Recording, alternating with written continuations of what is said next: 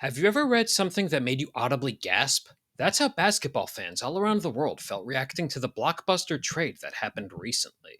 In a stunning turn of events, the Mavericks traded Luka Doncic, among others, to the Lakers in a package centered around Anthony Davis. We could discuss for days if the Mavericks should have dealt the 25-year-old Doncic, but the pairing of him and LeBron James is going to make for a very unique tandem.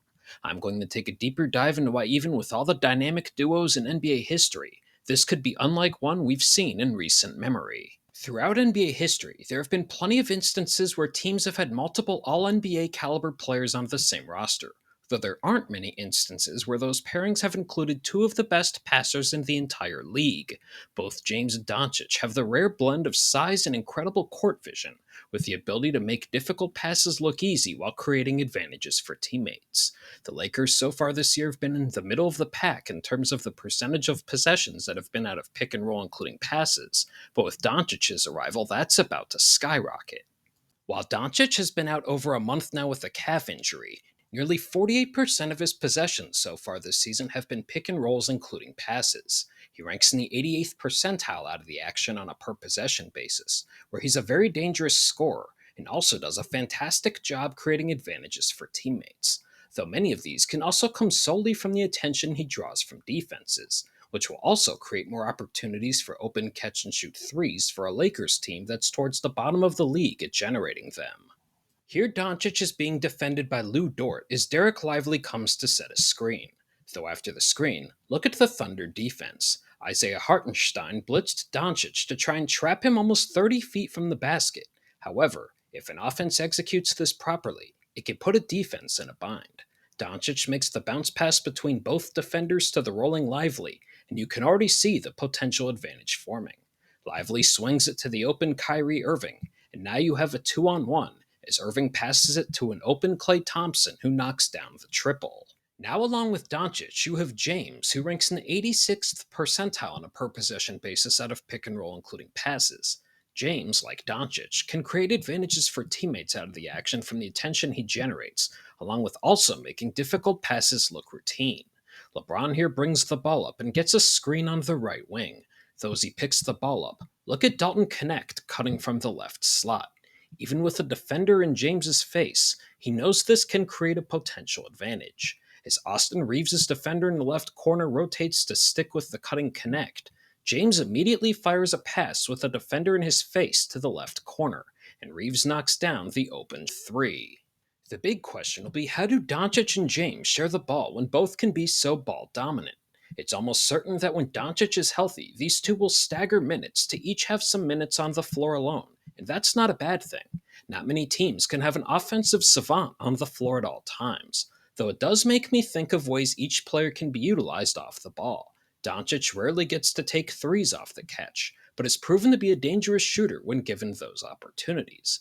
James can hit those shots too, but the Lakers have had a higher percentage of shots come off cuts since JJ Redick became head coach. And this is another way James can contribute playing off the ball with Doncic. LeBron here is bringing the ball up court before passing it to Anthony Davis, who is posting up with his back to the basket. Doncic can operate as a scorer or passer out of the post, so he could play the Davis role on this play in the future. But as James starts getting downhill, look at Austin Reeves work towards the top of the key to set a screen on Keegan Murray. This creates space for James to get downhill and have a potential advantage, either passing it to the right corner or getting to the basket. Though after receiving the pass, he gets downhill and bullies his way to a layup. Given the size and skill set of both Doncic and James, this couldn't help but make me think of the two-man game this pairing is capable of. One aspect of this that really intrigued me was the ability for either of them to be used as role men and potentially create for themselves or others, given their abilities to finish around the basket and facilitate. Here, LeBron brings the ball up, and after passing it to Austin Reeves, goes to set a screen. Though it's a quick slip screen, and now two defenders are focused on Reeves, which can help create a potential advantage. Reeves swings it to the right corner, but with a defender closing out there, you now can see LeBron relatively open as Ben Simmons tries to recover back from Reeves to defend him.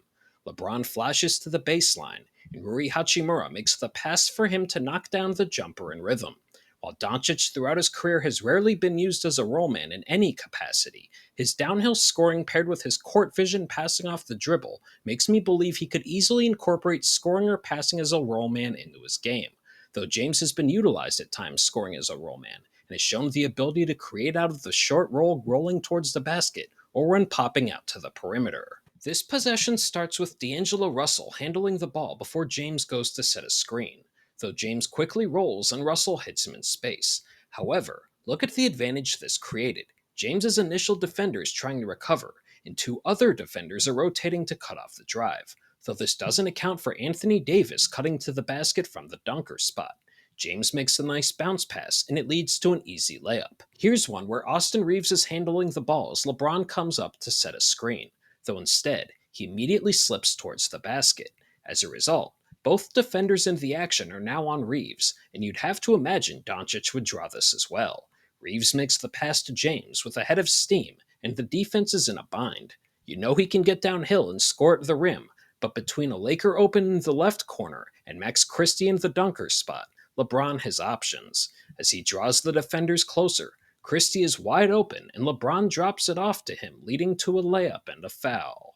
So, how will the Lakers do the rest of this year with the tandem of Doncic and James? That's the question nobody knows the answer to. There will be an acclimation period when Doncic returns to action, and the defense will have some concerns given that Doncic, among others, is a player who teams are willing to target on that end of the floor. That doesn't even account for them needing an interior presence to make up for trading Anthony Davis. Though with both Doncic and James being fantastic playmakers paired with how they could be incorporated, the offense could be extremely difficult to stop. However, it's important to remember this trade is about the future, as the Lakers are hoping the 25-year-old Doncic can be the star to lead them through the post-LeBron era, which now looks a lot more promising on paper than it did just a few days ago. If you made it this far, thank you. And if you enjoyed the video, don't hesitate to like and subscribe to stay up to date on my basketball analysis throughout the 2024-25 season.